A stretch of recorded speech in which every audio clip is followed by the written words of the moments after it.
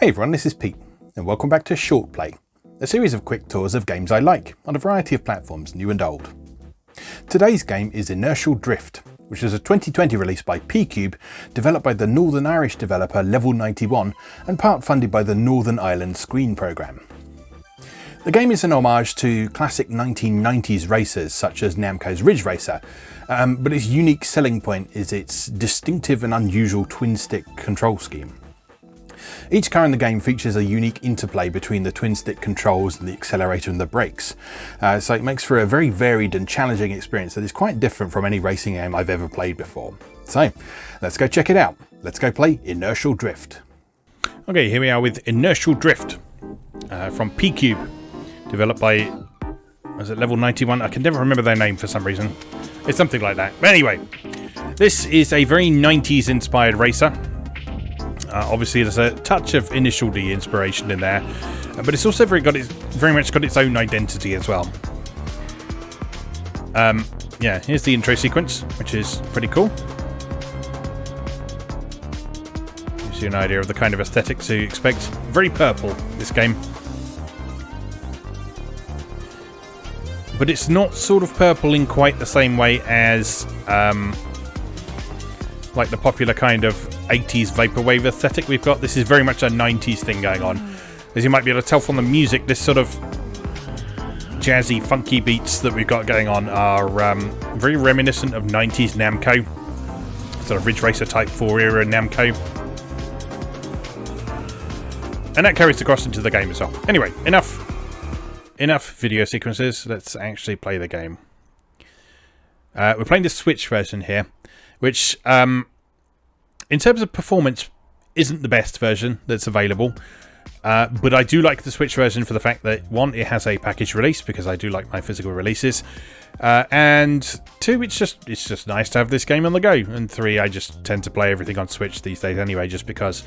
Anyway, there are a bunch of different ways you can play this game. So there's a tutorial that tells you a bit about how the actual mechanics of the game work. There's a story mode where you can select one of several different characters who each have their own car, and that takes you through a series of different events and an ongoing story. Story side of things in this, not 100% sure how to feel, because I'm not a huge fan of the character designs in this game. And the story feels a little bit forced in a few places, but I mean, it's there. It's a different way to play. And one nice thing about the story mode is that you don't necessarily need to win in order to progress. So the actual narrative will continue even if you don't win all the events. So if you just want to play through the game and see the different tracks and so on, the story mode is a good way to do that, because it gives you a chance to learn some of these tracks, try out some different events, and see how you get on. As you play through story mode, you'll unlock challenges, which are sort of specific things you need to do on specific tracks with specific cars. So this one, for example, you need to earn style points for drifting as fast and as close to the wall as you can, and so on. And then you can cycle through all sorts of different ones. And each one will give you a different car that you'll need to use. And the big thing with this game is that each of the cars, they handle very, very differently from one another. It's not just a case of them having slightly different acceleration and handling. It's the exact way that they implement the game's core mechanic is quite different. Then you've got arcade mode, which lets you set up your own custom events. You've got a Grand Prix mode, where you improve mastery of your car through a series of 5 grueling challenges. Can you complete them all? There's a split screen mode for local multiplayer. And then there's some online modes as well. So, let's start with a peep at story mode. So I've already played through 90% of Edward, so we'll skip that for a minute. We'll go from the beginning of one of the other characters. And as I say, I'm not a huge fan of the character designs in this. Your mileage may vary on that. But I don't know. You'll see. There's something a little bit off about them, particularly the way they move.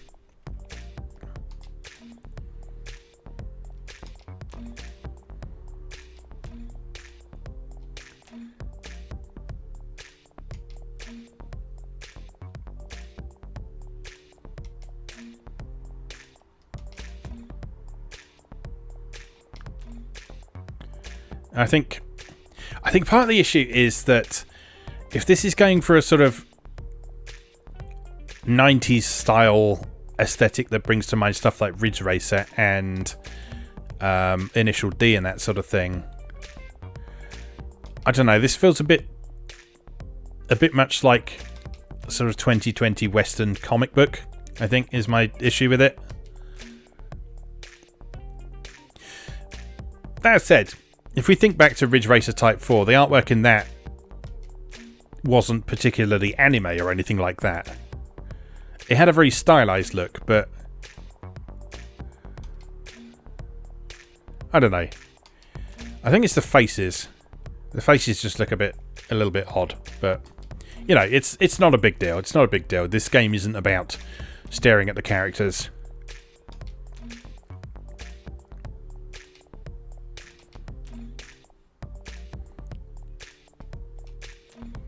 So the big thing in story mode is this group of characters are getting together to go and check out the various venues for the Grand Prix mode ahead of time. And as they explore these different locations, they encounter other characters and they will challenge each other to various types of event. And so it's a good way to introduce yourself to the different types of event, get to know the various courses. Excuse me. And as I say, because the narrative setup is that they're just checking out the courses rather than actually competing in a competition, it means that it doesn't matter. It doesn't matter at all if you lose, because no, it doesn't matter. Anyway, okay, so you can play as Edward. Edward is the easiest to deal with. And then you have Ada, who's a little bit more hard, more difficult. She has a car called the Gecko. Strikes a balance between speed and control. Its great performance and predictable handling make it perfect for racers looking to hone their skills. Iba has the Dragon. Intimidating to drive into race. What HP's high-performance Dragon lacks in subtlety, I guess that's supposed to be, and maneuverability, it more than makes up for in raw power and top speed. And you have Viv, who is the hardest one, panned by critics due to its low power and low acceleration. Coda's Chrono has found a cult following among racers skilled enough to take advantage of its incredible top speed. Okay, so I've played through it as Edward. Let's have a go with Ada then. So there's two difficulty modes, original and an extra crispy. We'll stick it on original for now. And see how things go. Like I say, I don't want to fixate on the character designs too much because, as I say, they're a relatively minor part of the whole experience. And indeed, you don't have to touch story mode at all if you don't want to. You can just jump straight into the arcade mode, the Grand Prix mode, the split screen mode, the online modes, all the other stuff there. So there's so much to do before the Summer Grand Prix. Can't waste a second. This is going to be my time to shine. Where to start? How do I know what lines to take on this track?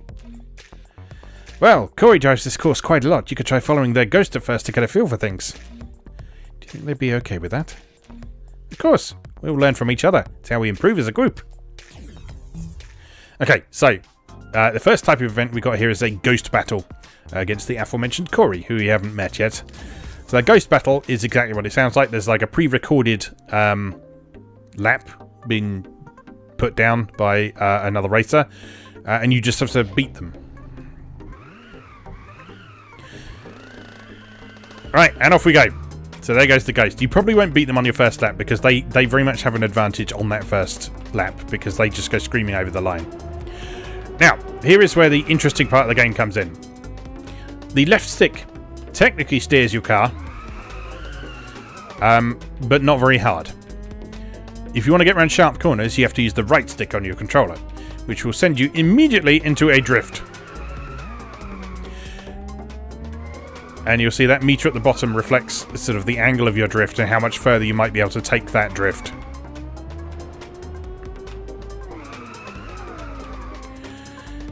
And the way that the different cars distinguish themselves from one another is how that drift mechanic interacts with the accelerator and the brakes. Excuse me. So Edward's car, which is the easiest to handle, all you need to do to get maximum drift in that is just use the right stick. in this car that we've got here, if I hold down the accelerator, I can't get a full drift out of it. I have to either brake or just let go of the accelerator to get a full angle on it. But obviously while I'm doing that, I'm losing a bit of speed. So you have to kind of balance the two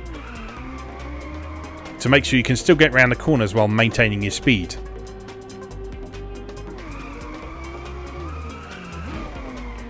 And ideally not hitting the walls as well.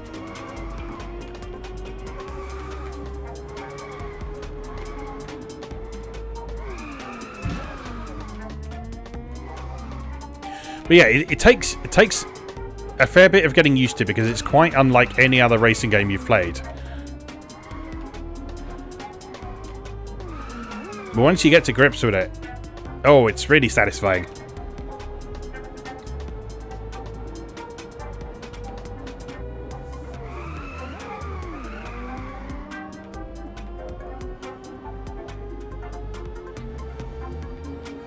Okay, so no dice on that lap there. After you've done one lap there, you'll see that you can see your own ghost as well, so you can see how you're stacking up against your own previous lap, which is quite useful.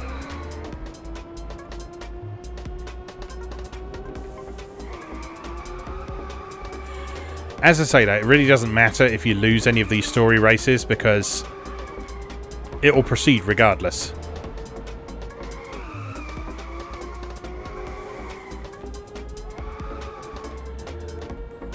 Which is a nice touch for accessibility.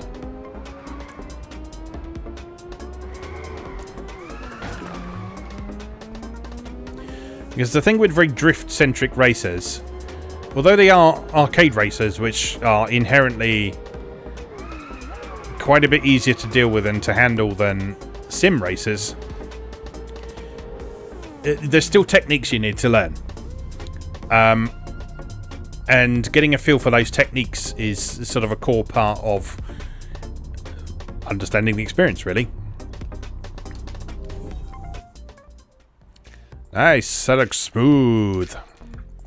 Seems you're taking to the track pretty easily, Ada. You're just copying Corey's ghost. If you drift and turn in the same direction, you can carry more speed. I barely have to lift off. Ha! You sound exactly like me. That's the way I like to drive. You should try racing Corey. That's much more exciting than just following a ghost around. Not sure I'm ready for that. Isn't there someone else's ghost I can study? You shouldn't worry so much. Practice is good though. I can't fault you for that. I guess I could do a quick lap in your car for you to follow, if that would help. You would? That'd be great, Viv. Thank you, thank you. Alright, so another ghost battle on the same track. But presumably a little bit more challenging this time. And this time we have a rolling start!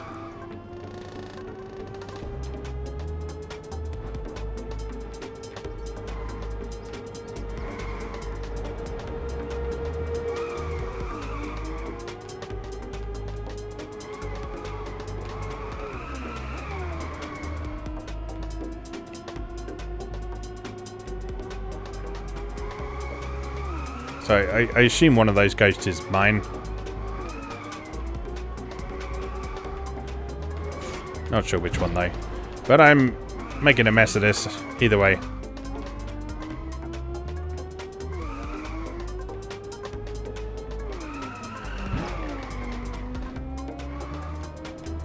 You turn a bit earlier on that super tight one, I think. Go on, get some speed going.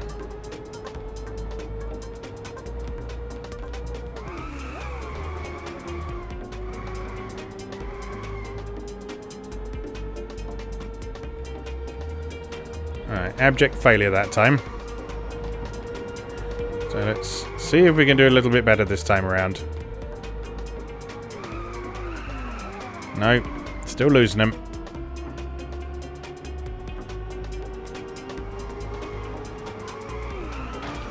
I remember my train of thought from before. Yes, so part of the reason that the story mode is structured the way it is to give a nice sort of smooth and accessible entry point to people who maybe aren't as familiar with arcade races. Because what you got to remember, as we talked about on the Mario Gamer podcast a little while ago, while I would hesitate to call the genre dead, it's certainly been a bit dormant since the middle of the 7th generation, when there were a couple of high-profile releases that were very good, but ended up performing quite poorly sales-wise, and those were Blur and Split Second. And I think after those two struggled so much, everyone else became very hesitant to pursue the arcade racer formula further, which is why most of these sort of modern arcade racers we're seeing, things like Horizon Chase and this and whatever that one that looks a bit like Virtua Racer is called, they're all from indies. None of them are from big developers and publishers. They're all from indie developers.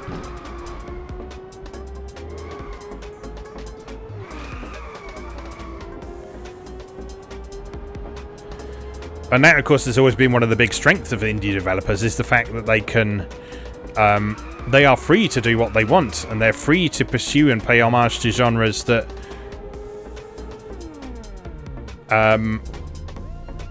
just aren't getting pursued by the big companies anymore, which opens up plenty of potential for exploring things further, like this. Wow, Viv, you drive so differently, the Corey. Twisty second at the top. That was so difficult before, but you barely turn at all for it. It's not my best lap ever. I'm sure there's lots more time to find in there. What? It's crazy fast. Thanks for the help. You know, I think I'm confident enough to race Corey now. I'm glad you feel like it was useful. Remember though, if you want to win a race, you can't just copy the other racer. Hey Corey, so I've been using your ghost time to learn the track. I was wondering if you'd be up for a race. Hey, absolutely! There's usually no one else on my level around here to race. I had to work things out for myself, but it's hard. So it'll be great to race with someone else for a change. Alright, so now we are on to a race, which unfolds pretty similarly to the ghost battles we've just done, because they made the decision in this game for there to not be any collisions between cars, which makes sense given the focus on driving for speed and time. But it does mean that when you're in a race like this, you can't win by using unfair tactics like you can in some other racing games. There's no knocking your opponent off at a difficult part of the course. There's no burnout style takedowns or anything like that. It's just you proving your skill against the other racer.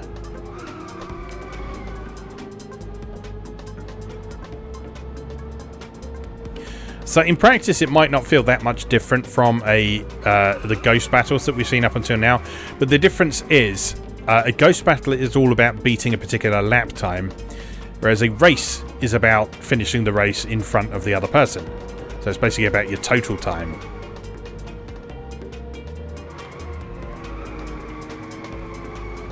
Oh, that's nice. Okay, we can get around that corner without having to let go of the accelerator. That's going to be to our benefit. Uh-oh.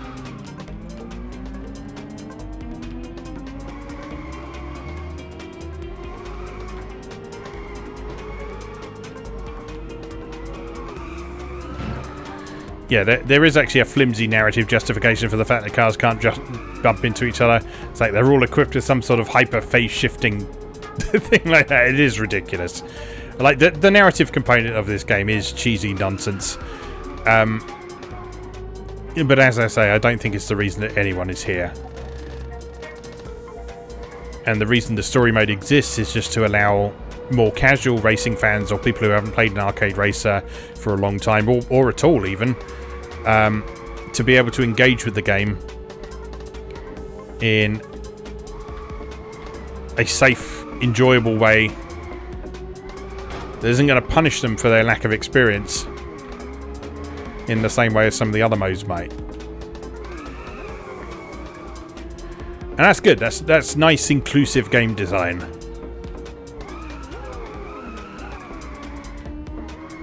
because it's all very well being super hard and that sort of thing, but if being super hard is going to put off potential new fans, then that's not an optimal situation, really. I mean, it depends on the type of game, obviously. Something like Dark Souls is made for you to engage with it in the way that the design is intended, but something like a racing game is designed to sort of have a more gradual curve of you learning what to do. Wow, you definitely didn't learn all that just from my ghost. I picked up a few tricks from Viv as well. I'm jealous. Honestly, you're going to be so much better than me by the time you're done with your track tour. You should travel to the other tracks as well. I'm sure there'll be plenty of other people at our level to race against. Yeah, you know, maybe I will. I can't let you have all the fun. Hopefully we'll get to race again soon then. Great driving today, Ada. I'm proud of you, even though you lost. Thanks, Viv. Today was good. I learnt a lot. And there will be other drivers I can learn from at the other tracks too. I hope you're also thinking about why people drive the way they do as well. Not really. As long as I can follow them and pick up their tricks, then does it really matter? You may find that following someone isn't always so easy. Okay, so that's enough of the story mode for now. Let's just have a quick look at some of the other modes. So if we go into challenge mode, for example.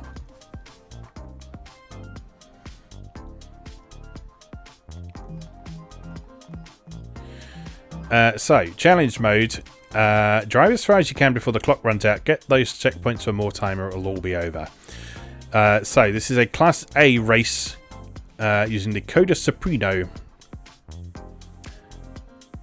So we've got to get a distance of 8,000 or a score of 8,000 before the clock runs out. So let's give it a go.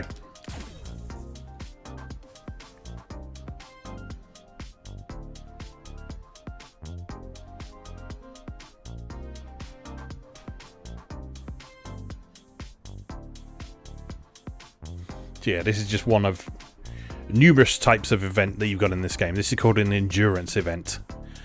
So this is basically you against the clock, but there's no end to the course. It's just getting to the end. I just said there's no end. So there's no end to the course. It's just you driving until the time expires and seeing how far you can get. I'm trusting you. This is my pride and joy. Not to scratch on it, but I want to see what you can do. Player. Alright. Very initial D style course here. Sort of foresty mountainside.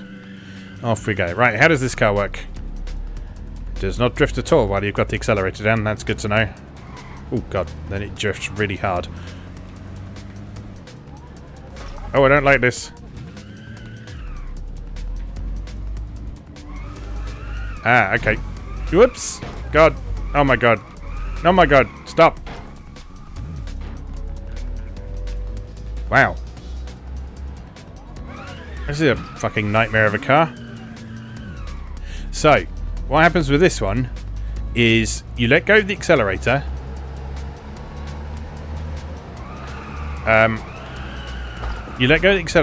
You sort of wind up a drift, and then you put the accelerator down to actually apply that drift.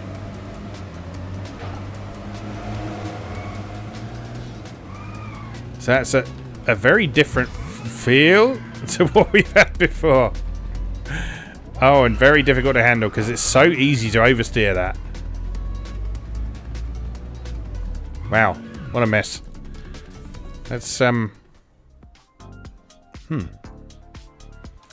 Let's have one more try at that. I'm not gonna waste too much time on this because I evidently need some practice with that car, but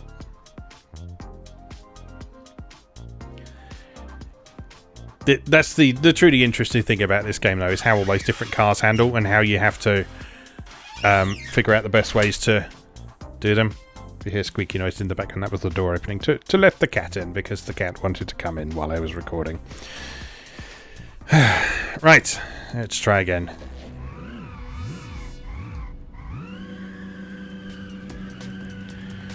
Alright, I'm ready for you this time. So just a little bit more gentle on the corners.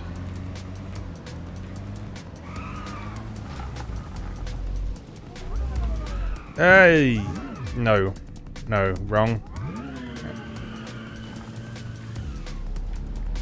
Oh, I do not understand this car at all.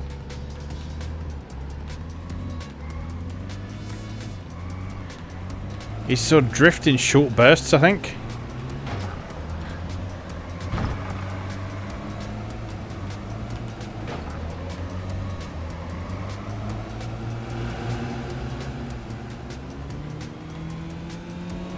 Oops.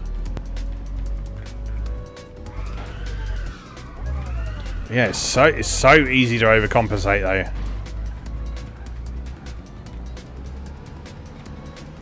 We got further than last time though.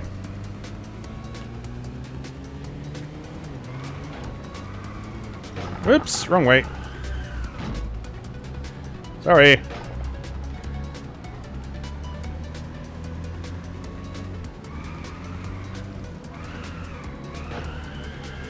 Oh, too hard, too hard, too hard. Stop, stop, stop, stop. Well then. You get the idea. I guess that's the car we need to have a play around with. Anyway, so that is challenge mode. Challenge mode gives you all sorts of different things you can do. Arcade mode. Arcade mode, you pick a track from any that are available. And there's a fair few of them, and I think you can do all of them in reverse directions as well. So let's try City Skylink. This is a pretty track.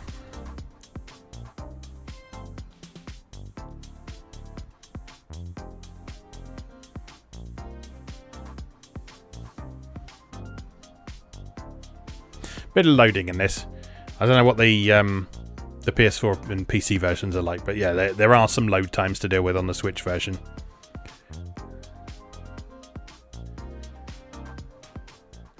Right, and you can choose what type of event you want to do on this one. So you can do practice, which is by yourself, ghost battle, which we've seen already, time attack, which is, I think, that's get to checkpoints to keep your time up. Race, we've seen. Duel is, I can't remember how that's different from race. Oh, right, yes, that one works a bit like the Tokyo Extreme Racer series, or the Tokyo Highway Challenge series, where whoever's in front drains points from the one who's behind, and whoever runs out of points first loses.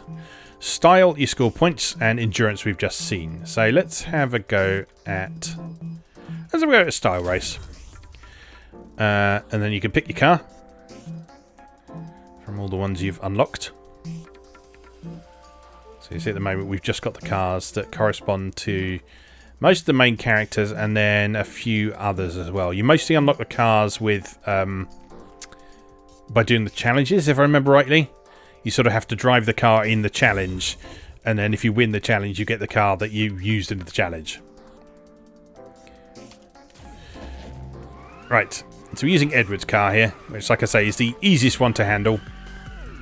Because all you need to do to throw it into a drift is just push left or right, and then off you go. Whee, whee, whee, whee. So this mode here, all you got to do is just score as many points as possible by drifting, and also by doing things like getting close to the walls. So if you stick close to the wall while you're doing drift, so like your nose is sort of scraping a little bit around the barriers, you'll get more points for that. And you'll see that the more sort of point scoring things you're doing at the same time, the bigger that multiplier is in the middle. But if you happen to hit something, that will stop you scoring points for a few seconds, which can be fairly devastating in this mode, so you have to be a bit careful.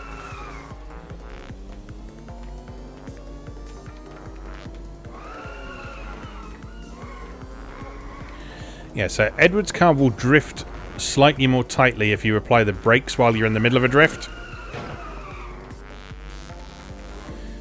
But you do still need to turn a little bit earlier than you think you might need to under normal circumstances.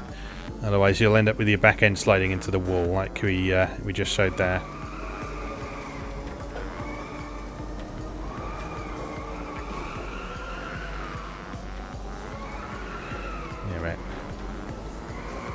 comfortably got the gold medal there. And you see, you can actually scrape the wall and get points through it. It's only if you actually sort of crash into it and you get that crunching sound that you lose the points.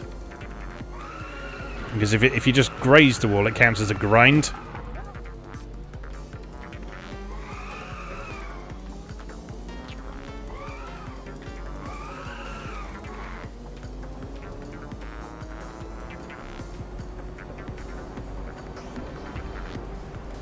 And then your result is whatever you got by the end of a lap.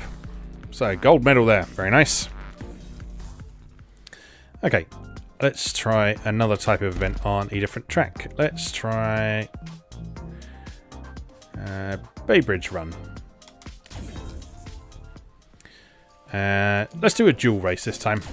I'm not very good at these, but we'll give it a go. Let's try... I can't remember what your name is, but we'll try your car. And your opponent...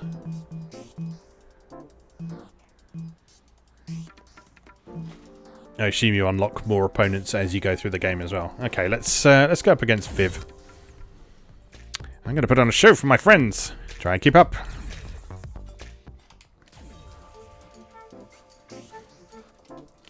Right, I forget how this car handles, but I'm sure we'll figure it out in short order.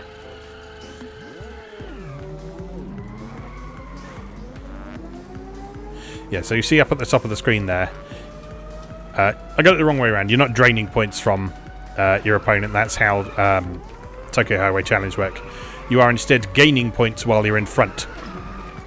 And whoever fills that bar first is the winner. And the further away you are from your opponent, the more quickly that bar fills. So if someone gets in front of you, you want to try and catch up with them as quickly as possible.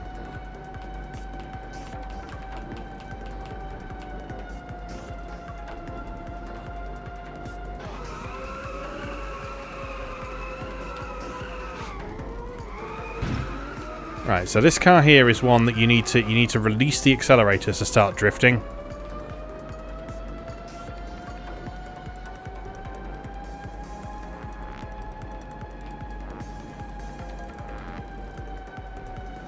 Yeah, we're gonna lose.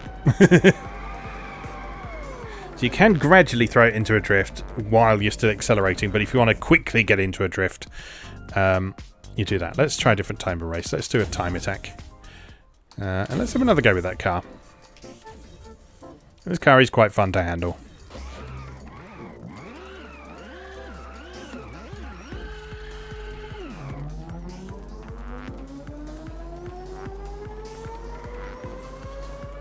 Okay, so time attack is straight, just score the best possible time over the course of 3 laps.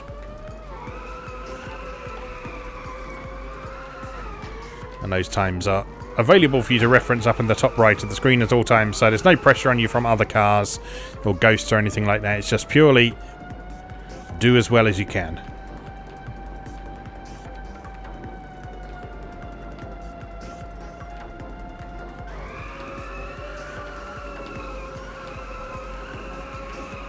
Whoops.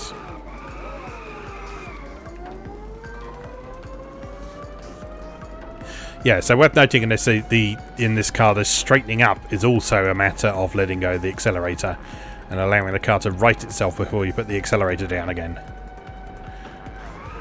Takes a little getting used to, but once you nail that, you can be very quick to get yourself around corners. Whoops.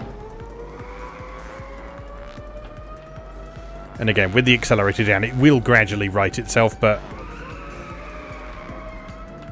a lot more slowly than if you're doing it the other way.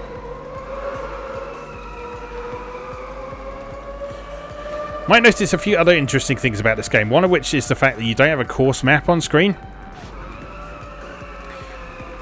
And the reason for that is that there's a very strong emphasis on learning the tracks in this. And if you've got a course map on the screen, it's very tempting to just rely on that to see what's coming up next and drive in a very reactive sort of way. Whereas success in this game is very dependent on learning the tracks, knowing what's coming up next, being ready for it ahead of time, and learning how to take that sort of optimal route around it.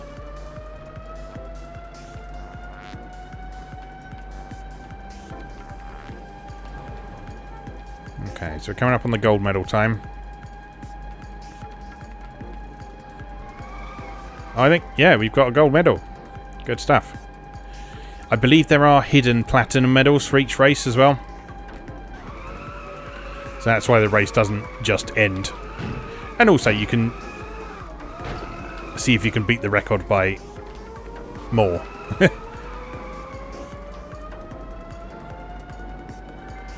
Let's see how we get on. But yeah, this is a really fun racer. It's very different from, like I say, pretty much any other arcade racer I've ever played. And not just because of its control scheme.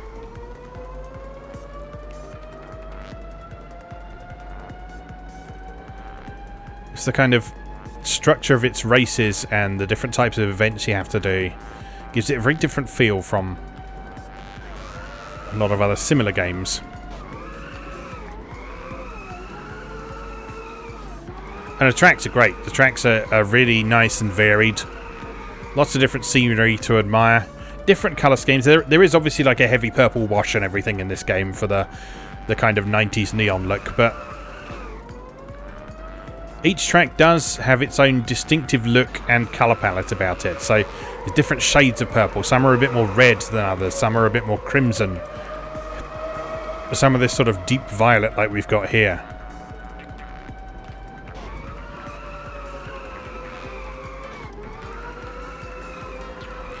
It just makes sure that every track has a nice distinctive atmosphere.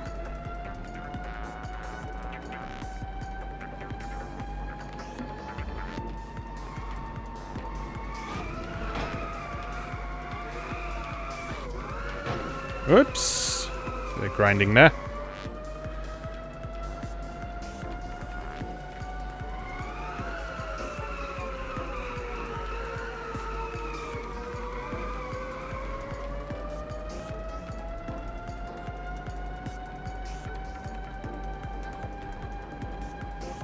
We're on track for another good lap, despite a bit of crashing at the beginning. Oh, it's actually better than the previous one. Not bad at all. And on to the final lap.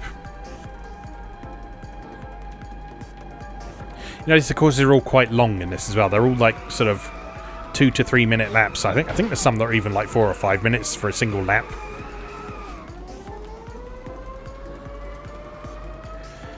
And I like that because that gives lots of scope for interesting track design and interesting scenery. And also makes it more challenging to learn them as well.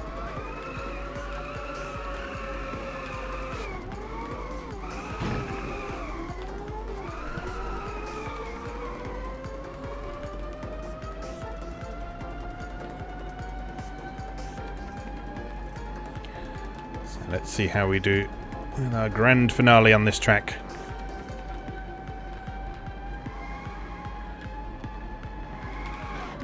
Slam it around. Not early enough. Uh-oh. Wall.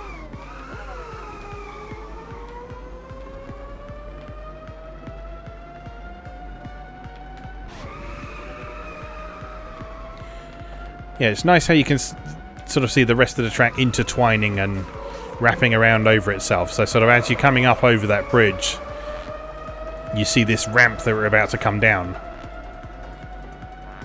going in the other direction. It gives a really nice sense of coherence to the whole thing.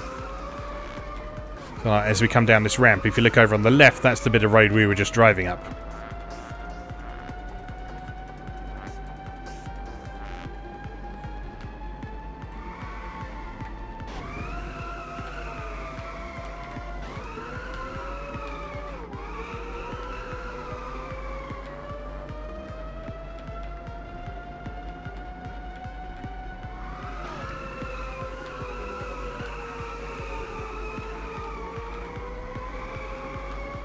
Okay, nearly there. What's our final time going to be? That's the question. We're going to crack the 20-second mark? Not quite, I don't think. Not bad at all, though. Yeah, there we are. Platinum medal. Very nice. Okay, so hopefully you get the idea of what Inertial Drift is all about now. It's a fun game. Like I say, my only real slight beef with it, and it's not really a beef, is that I'm not a big fan of the character designs, and if that's the only thing I can say that I don't really like about this game all that much, then, well, it's doing a good job as an arcade racer, really. So, yeah, give it a go. It's worth supporting, because I would love to see a resurgence in the arcade racer genre, and this is an excellent start along with some of the other things that we've seen recently in this style. Alright, we'll leave that there for today then. As always, thank you very much for watching, and I'll see you again next time.